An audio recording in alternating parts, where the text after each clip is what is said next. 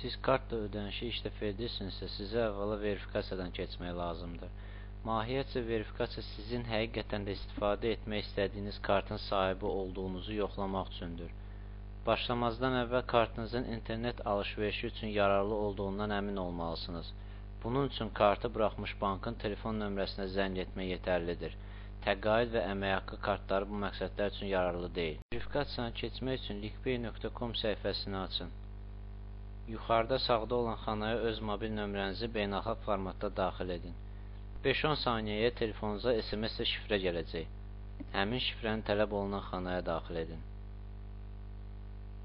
Açılmış səhifədə Link a Card menüsünü seçin.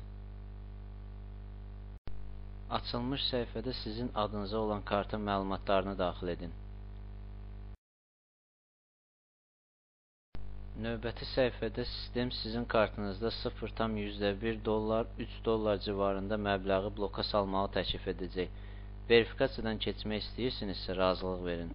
Açılmış səhifədə isə kartda bloka salınmış məbləği daxil etmək lazımdır.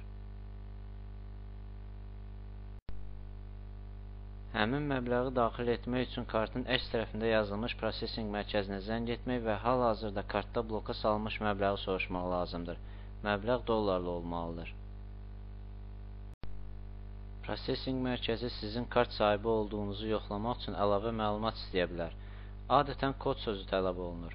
Kod sözünü siz kartı sifariş edərkən müəyyən etmişsiniz.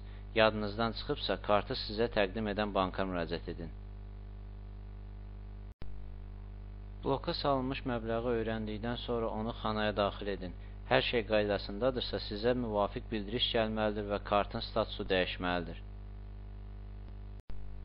Verifikasiyanı kartın yararlılıq müddəti bitənə qədər yalnız bir dəfə keçmək lazımdır.